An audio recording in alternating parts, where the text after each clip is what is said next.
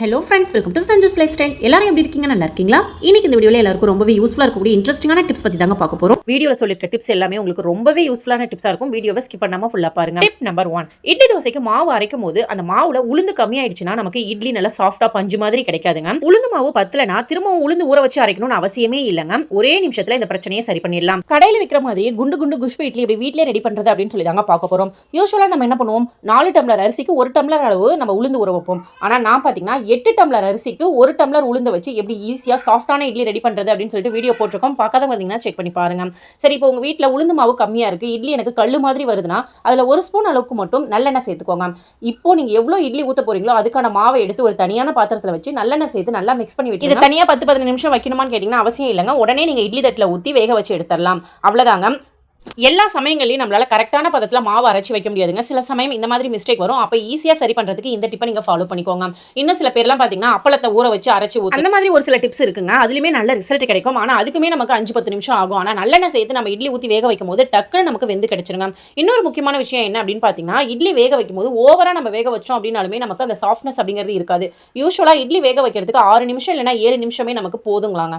இட்லி ஊற்றி வச்சு 7 நிமிஷத்துலேயே பார்த்தீங்கன்னா உங்களுக்கு இட்லி சூப்பராக வெந்துடும். 2 நிமிஷத்துலேயே பார்த்தீங்கன்னா நல்லா குண்டு குண்டா குஷ்பு இட்லி மாதிரி நமக்கு பொங்கி வந்திருக்கோங்க. திரும்ப ஒரு 5 நிமிஷம் நம்ம வேக வச்சு எடுத்தோம்னாவே போதும். வீட்லேயே குண்டு குண்டு குஷ்பு இட்லியை ஈஸியாகவே ரெடி பண்ணிடலாம். இந்த மெத்தடில் நீங்கள் செஞ்சு கொடுத்து பாருங்கள். வீட்டில் இருக்கவங்க எல்லாருமே உங்களை பாராட்டுவாங்க. அவ்வளோதாங்க, இட்லி ஃபுல்லாகவே எடுத்தாச்சுங்க. இட்லிக்கு எனக்கு கார சட்னி ரொம்ப ரொம்ப பிடிக்குங்க. அது மட்டும் இல்லாமல் சிக்கன் குழம்பு மட்டன் குழம்பு இருந்தால் இன்னும் 2 இட்லி எக்ஸ்ட்ராவே சாப்பிடுவேன். யாரெல்லாம் இதை ஃபீல் பண்ணுறீங்க அப்படிங்கிறத கமெண்ட்டில் மறக்காமல் சொல்லுங்கள் ஃப்ரெண்ட்ஸ். உங்களுக்கு இட்லி கூட எதை தொட்டு சாப்பிட்றதுக்கு ரொம்ப பிடிக்கும் அப்படிங்கிறதையும் மறக்காமல் கமெண்ட்டில் சொல்லுங்கள் ஃப்ரெண்ட்ஸ். நானும் தெரிஞ்சுக்கிறேன். நெக்ஸ்ட் ஐடியா என்னன்னு சொல்லி பார்த்தலாம். உங்கள் வீட்டில் சிங்க் அடைக்கிற பிரச்சனை அடிக்கடி வருதா? கவலையே விடுங்க. பிளம்பரை கூப்பிட வேண்டிய அவசியம்லாம் இல்லைங்க.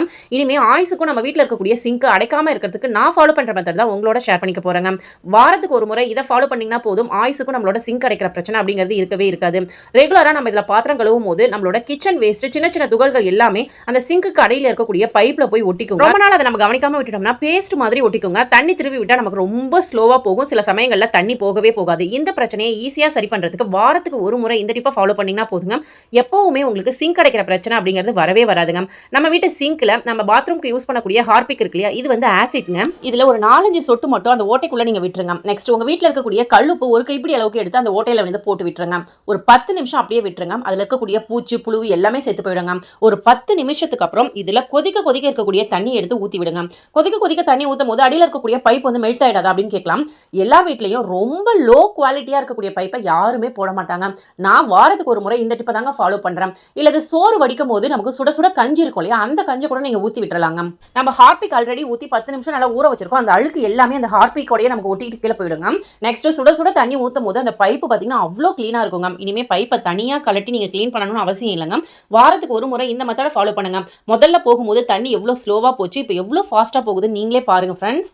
அதே மாதிரி சிங்க் அடைச்சிக்கிச்சுன்னா அந்த அடப்பை கையை உள்ள விட்டு எடுக்க தேவையில்லைங்க. ஆல்ரெடி அதை ஈஸியாக எடுக்கிறது அப்படின்னு சொல்லிட்டு நம்ம சேனலில் வீடியோ போட்டிருக்கோம். பார்க்காதவங்க இருந்தீங்கன்னா கண்டிப்பாக செக் பண்ணி பாருங்க.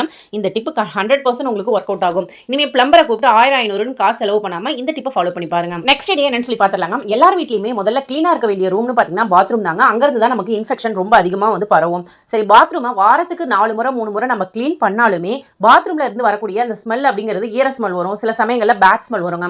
இந்த மாதிரி ஸ்மெல் வராமல் இருக்கிறதுக்கு இந்த டிப்பை நீங்க ஃபாலோ பண்ணிக்கலாம். உங்க வீட்டில் இருக்கக்கூடிய துணிப்பை எடுத்துக்கோங்க. அப்படின்னா நெட் கிளாத் உங்ககிட்ட இருந்துச்சுன்னா அதை கூட நீங்க எடுத்துக்கலாம். கொஞ்சம் லென்த்தா இருக்க மாதிரி பார்த்து கட் பண்ணி எடுத்துக்கோங்க. நான் பார்த்தீங்கன்னா துணிப்பை வந்து வேஸ்ட்டாக கிடந்துச்சுங்க, அதை தூக்கி போடாமல் இந்த மாதிரி நான் வந்து யூஸ் பண்ணிக்கிறேன். இப்போ நம்ம வீட்டில் குளிச்சுட்டு சின்னதாக சோப்பு வந்துச்சுன்னா அதை தூக்கி போட்டுருவோம். குளிக்கிற சோப்பு, பாத்திரங்கள் ஒரு சோப்பு, அப்படி இல்லை துணி துவைக்கிற சோப்பு எதுவாக இருந்தாலுமே ரொம்ப சின்னதாகிடுச்சுன்னா நம்ம தூக்கி போட்டுருவோம் இல்லையா, அதெல்லாம் ஒரு பாக்ஸில் ஸ்டோர் பண்ணி வச்சுக்கிட்டிங்கன்னா இந்த மாதிரி டிப்லாம் ஃபாலோ பண்ணுறதுக்கு யூஸ் பண்ணிக்கலாங்க. இப்போ நம்ம எடுத்து வச்சிருக்க சோப்பு அந்த துணியில் போட்டு நல்லா மூட்டை மாதிரி கட்டி எடுத்துக்கலாங்க. இப்போ இதை பாத்ரூமில் தாங்க நம்ம யூஸ் பண்ண போகிறோம். இனிமேல் பாத்ரூம் வந்து அடிக்கடி க்ளீன் பண்ண வேண்டிய அவசியமும் இருக்காது. அதே சமயம் உங்களுக்கு பேட் ஸ்மெல் ஈர ஸ்மெல் எதுவுமே நமக்கு பாத்ரூம்ல இருந்து வராதுங்க. பாத்ரூம்ல இருந்து நமக்கு ஒரு குட் ஸ்மெல் மட்டும் தாங்க வரும். பாத்ரூம்ல ஏர் ஃப்ரெஷ்னர் வைக்கணும் கூட அவசியம் இருக்காதுங்க. அந்த அளவுக்கு இதுல இருந்து நல்ல ஒரு வாசனை வரும். எல்லார் வீட்டு டாய்லெட்லயுமே வெஸ்டர்ன் இந்தியன் எந்த டாய்லெட்டா இருந்தாலுமே ஃப்ளஷ் டேங்க் வந்து வைக்கிறாங்க இல்லையா, அதுல தண்ணி ஃபுல்லாவே ஸ்டோர் ஆகி இருக்குங்க. இப்போ இந்த தண்ணிக்குள்ள தான் இந்த மூட்டையை நம்ம போட்டு விட போறோம். ஃபுல்லாவே போட்டு விட போறது இல்லைங்க. அதை ஓப்பன் பண்ற மாதிரி இருக்கும். அதுக்குள்ள அந்த சோப்பு நனையிற மாதிரி உள்ள போட்டு விட்டுட்டு எக்ஸ்ட்ரா இருக்கக்கூடியதை வெளியில வந்து நீட்டிட்டு இருக்க மாதிரி பார்த்துக்கோங்க. ரொம்ப நீட்டாம கொஞ்சமா இருந்தா போதும். நெக்ஸ்ட் டைம் எடுக்கிறதுக்கு ரொம்ப ஈஸியா இருக்குங்க. இந்த மாதிரி நீங்க போட்டு விட்டுட்டீங்கன்னா அந்த தண்ணியில அந்த சோப்பு எல்லாமே நமக்கு கரைஞ்சு போயிருக்குங்க. ஒவ்வொரு முறையும் நீங்கள் ஃப்ளஷ் பண்ணும்போது பார்த்தீங்கன்னா நல்ல நுரையுடன் கூடிய தண்ணியாக வருங்க. நல்ல ஒரு வாசனையாகவும் இருக்கும், டாய்லெட்டில் அழுக்கு சேராமலும் இருக்கும். முக்கியமாக நல்ல ஒரு ஸ்மெல் வந்துகிட்டே இருக்குங்க எப்போவுமே பாத்ரூமில். கண்டிப்பாக இந்த டிப் உங்களுக்கு ரொம்பவே யூஸ்ஃபுல்லாக இருக்கும். ட்ரை பண்ணி பாருங்கள் ஃப்ரெண்ட்ஸ். முக்கியமாக குழந்தைங்க இருக்க வீட்டிலலாம் பார்த்தீங்கன்னா இந்த டிப் அவசியம் தேவைப்படுங்க. ட்ரை பண்ணி பாருங்கள், பிடிச்சிருந்தா ஃபாலோ பண்ணி பாருங்கள். வேஸ்ட்டாக தூக்கி போடக்கூடிய அந்த சோப்பு, குட்டி குட்டி சோப்பெல்லாம் இந்த மாதிரி நம்ம யூஸ் பண்ண மாதிரி இருக்கும்.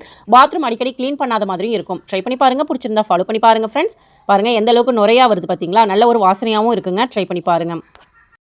உங்களுக்கு முடி கொட்டுற பிரச்சனை இருக்கா? முடியல கை வச்சா கையோட கலண்டுட்டு வருதா? தலையில சீப்பே வைக்க முடியல, சீப்பு ஃபுல்லா முடியாதான் இருக்குன்னு ஃபீல் பண்றீங்களா? கவலையே விடுங்க. முடி கொட்டின இடத்துல 7 நாள்ல புதிய முடி வளர்றதுக்கு ஒரு சூப்பரான ஹேர் ஆயில் தாங்க பார்க்க போறோம். இந்த ஹேர் ஆயில் பார்த்தீங்கன்னா 100% நேச்சுரல். இதுல வெறும் மூலிகை பொருட்கள் மட்டும்தான் நம்ம மிக்ஸ் பண்ணியிருக்கோம். நல்ல ஒரு வாசனை வரணும் அப்படிங்கிறதுக்காக கெமிக்கல் எதுவுமே ஆட் பண்ணலங்க. மூலிகை செடிகள்ல இருந்து டைரக்டா மூலிகையை பறிச்சு நம்ம வீட்டிலேயே நம்ம கைப்பட இந்த ஹேர் ஆயில் வந்து ப்ரிப்பேர் பண்ணியிருக்கோம். இதுல கிட்டத்தட்ட ஒரு 15 வகையான மூலிகை வந்து நம்ம சேர்த்திருக்கோங்க. பூக்கள், காய்கள் எல்லாமே சேர்த்திருக்கோம். இந்த ஹேர் ஆயிலை யூஸ் பண்ணீங்க அப்படின்னா 7 நாள்ல முடி கொட்டின இடத்துல புதிய முடிகள் வரும். முடி கொட்டுற பிரச்சனை சரியாகும். அது மட்டும் இல்லாம பொடுகு தொந்தரவும் உங்களுக்கு சரியாகுங்க. முடி நல்லா நீளமாகவும் அடர்த்தியாகவும் வளரும். இன்னொரு சர்ப்ரைஸான விஷயம் உங்களுக்கு சொல்கிறாங்க. நம்மக்கிட்ட ஹெர்பல் ப்ராடக்ட்டில் 3 ப்ராடக்ட் இருக்குங்க.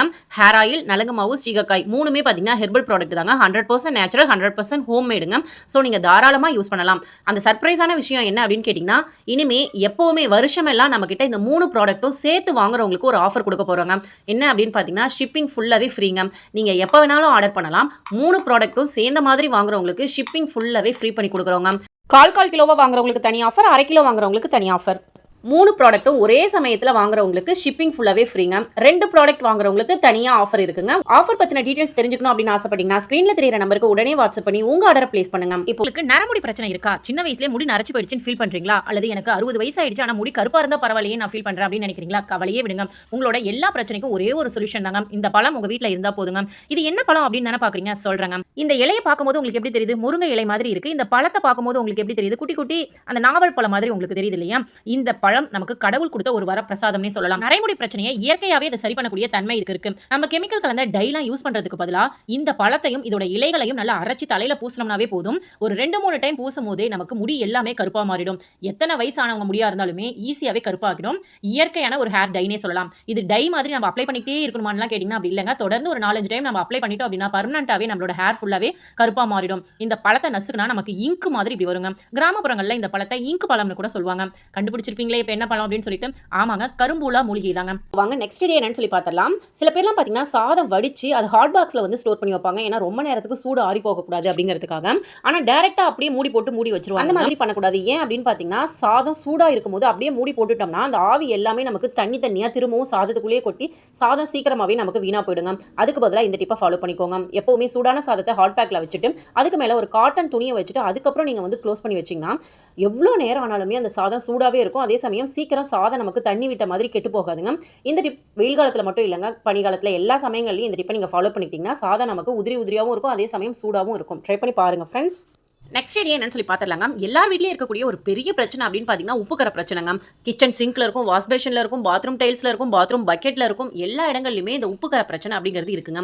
உப்புக்கரையை ரிமூவ் பண்ணுறதுக்கு கடைகளில் கெமிக்கல் இருக்குங்க. அதை வாங்கி யூஸ் பண்ணும்போது நம்ம கையில் பார்த்தீங்கன்னா அலர்ஜி ஏற்படுதுங்க. எந்த ஒரு கெமிக்கல் ப்ராடக்ட்டுமே யூஸ் பண்ணாமல் நம்ம வீட்டில் இருக்கக்கூடிய பொருட்களை வச்சு உப்புக்கரையை இப்படி ஈஸியாக ரிமூவ் பண்ணுறது அப்படின்னு சொல்லி தாங்க பார்க்க போகிறோம். உப்புக்கரையை ரிமூவ் பண்ணுறதுக்குன்னு சொல்லிட்டு ஒரு பேஸ்ட் வந்து ரெடி பண்ணியிருக்காங்க. இந்த பேஸ்ட் எதை வச்சு நான் ரெடி பண்ணேன் அப்படின்னு பார்த்தீங்கன்னா, நம்ம வீட்டில் யூஸ் பண்ணக்கூடிய கோலமாவுங்க, அதுக்கப்புறம் கொஞ்சமாக வாஷிங் பவுடர், அடுத்து பார்த்தீங்கன்னா இட்லி மாவு. இந்த 3 பொருட்களை வச்சு தான் புளிச்ச இட்லி மாவை வச்சு க்ளீன் பண்ணும்போது உப்புக்கரை சூப்பராகவே ரிமூவ் ஆகுங்க. அது மட்டும் இல்லாமல் கோலமாவை வச்சு நம்ம க்ளீன் பண்ணும்போது சூப்பராகவே உப்புக்கரை போயிடுங்க.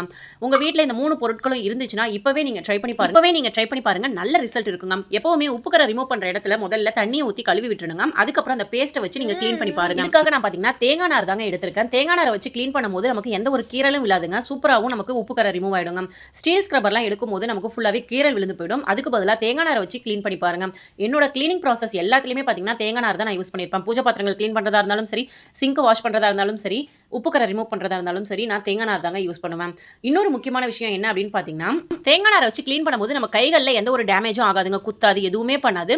இன்னொரு விஷயம், நம்ம பணத்தையே சேவ் பண்ணலாம். அதாவது ஸ்டீல் ஸ்க்ரப்பர்லாம் வாங்கி நம்ம இந்த மாதிரி க்ளீன் பண்ணிட்டு அதை திரும்பவும் நல்லா வாஷ் பண்ணிட்டு யூஸ் பண்ணணுங்க. ஆனால் அந்த தேங்காய் நாரை நம்ம யூஸ் அண்ட் த்ரோ மாதிரி ஒரு டைம் யூஸ் பண்ணிட்டு தூக்கி போட்டுடலாம். திரும்பவும் பார்த்தீங்கன்னா நம்ம தேங்காய் உடைக்கும் போது நமக்கு நார் கிடைக்கும், அந்த நாரை எடுத்து யூஸ் பண்ணிக்கலாம். அவ்வளோதாங்க. ஃபுல்லாகவே இப்போ வாஷ் பண்ணிட்டு காமிக்கிறேன் எந்த அளவுக்கு க்ளீனாக இருக்குது நீங்களே பாருங்கள் ஃப்ரெண்ட்ஸ். அதே மாதிரி சில பேர் வீட்டு பக்கெட்லலாம் பார்த்தீங்கன்னா டிசைன் இருக்கும். தேங்காய் நாரை வச்சு க்ளீன் பண்ணும்போது அந்த டிசைன் எதுவுமே போகாதுங்க. இதுவே ஸ்டீல் ஸ்க்ரப்பரை வச்சு நீங்கள் க்ளீன் பண்ணீங்க அப்படின்னா அந்த டிசைன் எல்லாமே நமக்கு போயிடுங்க, பணமும் வேஸ்ட்டாக தான் போகும். அதனால் வாங்கும் போதே டிசைன் இல்லாத பக்கெட்டாக பார்த்து வாங்கிக்கோங்க. இன்னொரு முக்கியமான விஷயம், அந்த வாய்ப்பகுதியில் விளிம்பு பகுதி இப்படி வளைஞ்சிருக்க மாதிரி பக்கெட்டாக பார்த்து வாங்காதீங்க. ஏன்னா அந்த வாய்ப்பகுதி விளிம்பு பகுதியில் தான் பார்த்தீங்கன்னா உப்புக்கரை போய் நிறைய ஸ்டோர் ஆகியிருக்குங்க. அந்த விளிம்பு பகுதி வளைஞ்சி இருக்காத மாதிரி பார்த்து வாங்கிக்கோங்க. அவ்வளோதாங்க, ஃபுல்லாகவே நான் க்ளீன் பண்ணி முடிச்சிட்டேன். இப்போ பாருங்கள், அந்த பக்கெட்டும் மக்கும் எந்த அளவுக்கு புதுசு மாதிரி மாறிடுச்சு பாருங்கள். முதல்ல பார்க்கும்போது அவ்வளோ அழுக்காக ஒயிட்டாக இருந்தது. இப்போ பாருங்கள் புதுசு மாதிரி மாறிடுச்சு. ஆரம்பத்தில் நானும் ஸ்டீல் ஸ்க்ரப்பர் தாங்க யூஸ் பண்ணேன். பொருட்கள் வீணாகுதே அப்படின்னு சொல்லிட்டு நானுமே இப்போ வந்து பார்த்தீங்கன்னா தேங்காய் நாருக்கு மாறிட்டாங்க. நீங்களும் மாறிடுங்க. இன்னொரு விஷயம், இந்த பேஸ்ட் அதிகமாக இருந்ததுங்க. சரி சிங்கை க்ளீன் பண்ணிக்கலாம் அப்படின்னு சொல்லிட்டு நான் க்ளீன் பண்ண ஸ்டார்ட் பண்ணிட்டேங்க. பாருங்கள், சிங்கை க்ளீன் பண்ணுறதுக்கு முன்னாடி எவ்வளோ அழுக்காக ஒயிட்டாக அசிங்கமாக இருக்குது. இந்த பேஸ்ட்டை வச்சு நான் க்ளீன் பண்ணதுக்கப்புறம் சிங்க் எந்த அளவுக்கு பளிச்சுன்னு புதுசு மாதிரி இருக்குன்னு பாருங்கள். முக்கியமான விஷயம், இந்த சில்வர் சிங்க்லாம் பார்த்தீங்கன்னா ரொம்ப நாள் ஆயிடுச்சுன்னா பழசு மாதிரி மாறிடுங்க.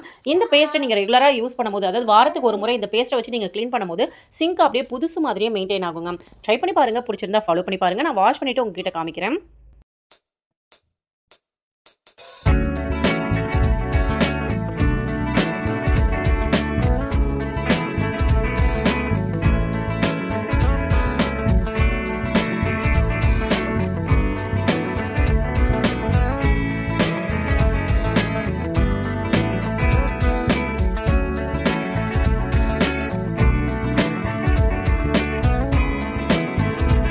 அவ்வளோதான் ஃப்ரெண்ட்ஸ், க்ளீன் பண்ணி முடிச்சாச்சு. இப்போ சிங்க் எந்த அளவுக்கு புத்தம் புதுசாக பளிச்சுன்னு இருக்குது நீங்களே பாருங்கள். இந்த பேஸ்ட்டை ஒரு முறை நீங்கள் ரெடி பண்ணி வச்சுட்டு ஃப்ரிட்ஜில் ஸ்டோர் பண்ணி வச்சிங்க அப்படின்னா 10 நாள் வரைக்கும் உங்களுக்கு வீணாக போகாமல் இருக்குங்க. 2 வாரம் வரைக்கும் நீங்கள் க்ளீன் பண்ணி யூஸ் பண்ணிக்கலாம். ட்ரை பண்ணி பாருங்கள், பிடிச்சிருந்தா ஃபாலோ பண்ணி பாருங்கள் ஃப்ரெண்ட்ஸ். நெக்ஸ்ட் ஐடியா என்னன்னு சொல்லி பார்த்துடலாம். நம்ம வீட்டில் பள்ளி தொந்தரவு அதிகமாக இருக்குங்க. முக்கியமாக கிச்சனில், பாத்ரூமில், சிங்க்கு கடியில், சிலிண்டர் கடியிலலாம் பார்த்தீங்கன்னா பள்ளி தொந்தரவு ரொம்பவே அதிகமாக இருக்கும். பள்ளியை வெரைட்டி அடிக்கிறதுக்கு ஒரு சூப்பரான ஐடியா தாங்க பார்க்க போகிறோம். ஒரு பிளேட் எடுத்துக்கோங்க. உங்கள் வீட்டில் இருக்கக்கூடிய இன்ஸ்டன்ட் காஃபி பவுடர் எது வேணாலும் நீங்கள் எடுத்துக்கலாம். நான் இன்றைக்கி பார்த்தீங்கன்னா ப்ரூ எடுத்துக்கிறேன். இன்ஸ்டன்ட் காஃபி பவுடர் தாங்க எடுக்கணும். ஃபில்டர் காஃபி பவுடர் எடுத்துக்காதீங்க. இப்போ 1 ஸ்பூன் அளவுக்கு காஃபி பவுடர் எடுத்துக்கிட்டீங்க அப்படின்னா இதில் 1/4 ஸ்பூன் அளவுக்கு தனி மிளகாய் தூள், ரெட் சில்லி பவுடர்னு சொல்லிட்டு கடைகளில் விற்பாங்க இல்லையா, அதை வாங்கி ஒரு 1/4 ஸ்பூன் அளவுக்கு சேர்த்துக்கோங்க. 4ல் 1 பங்கு தான் சேர்க்கணும். 4 மடங்கு காஃபி தூள்னா 1 மடங்கு மிளகாய் தூள் வந்து சேர்த்துக்கோங்க. நெக்ஸ்ட் இதில் ஒரு 2 சொட்டு 3 சொட்டு மட்டும் தண்ணி விடுங்க. அதிகமாக விட்டுட்டீங்க அப்படின்னா தண்ணி மாதிரி போயிடுங்க. இதை பால் மாதிரி நம்ம உருட்ட போகிறோம். ஸோ நான் வந்து தண்ணி அதிகமாக விட்டுட்டேங்க. அதனால் திரும்பவும் காஃபி பவுடரும் மிளகாய் தூளும் நான் ஆட் பண்ணிக்கிட்டேன். ஸோ இந்த தப்பை நீங்களும் பண்ணிடாதீங்க. இதை ஒரு பால் மாதிரி நீங்கள் உருட்டி எடுத்துக்கோங்க. இப்போ இந்த பாலை கிச்சனில் எங்கெங்கெல்லாம் உங்களுக்கு பள்ளி வருதுன்னு நீங்கள் ஃபீல் பண்ணுறீங்களோ அந்த இடங்கள்லாம் நீங்கள் ஒரு பேப்பரில் வச்சு விட்டுட்டீங்க அப்படின்னா இந்த மிளகாய் தூளோட நெடிக்கு அதுக்கு பக்கத்தில் கூட வரவே வராதுங்க. ஆனால் காஃபி தூளோட வாசனைக்கு அதுக்கு பக்கத்தில் வந்ததும் அதை சாப்பிட போகும்போது மிளகாய் தூளோட அந்த நெடி காரணமாக அது அந்த இடத்த விட்டே ஓடி போயிடும். முக்கியமாக கேஸ் ஸ்டவ் கடியில், கிச்சனில், செல்ஃபில், எல்லா இடங்கள்லையும் நீங்கள் ஒரு பேப்பரில் வச்சு விட்டுட்டிங்கன்னா உங்களுக்கு வீட்டில் பள்ளி தொந்தரவு அப்படிங்கிறது இருக்கவே இருக்காதுங்க. நமக்கு காஃபி தூள்லேருந்து ஒரு ஸ்மெல் வந்துகிட்டே இருக்குங்க. நல்ல ஒரு வாசனையாக இருக்கும். ட்ரை பண்ணி பாருங்கள், பிடிச்சிருந்தா ஃபாலோ பண்ணி பாருங்கள் ஃப்ரெண்ட்ஸ். ஓகே ஃப்ரெண்ட்ஸ், இந்த வீடியோவில் நான் சொன்ன டிப்ஸ்லாம் உங்களுக்கு பிடிச்சிருக்கு, யூஸ்ஃபுல்லாக இருக்கு அப்படின்னு தோணுச்சுன்னா இந்த வீடியோக்கு ஒரு லைக் கொடுங்க. அது மட்டும் இல்லாமல் உங்கள் ஃப்ரெண்ட்ஸ் அண்ட் ரிலேட்டிவ்ஸ்க்கும் ஷேர் பண்ணி விடுங்க. ஆல்ரெடி நம்ம சேனலில் நிறைய டிப்ஸ் வீடியோ அப்லோட் பண்ணியிருக்கோம். பார்க்காதவங்க வந்தீங்கன்னா அந்த வீடியோஸும் செக் பண்ணி பாருங்கள். அதில் இருக்கக்கூடிய டிப்ஸுமே உங்களுக்கு ரொம்பவே யூஸ்ஃபுல்லாக இருக்கும்.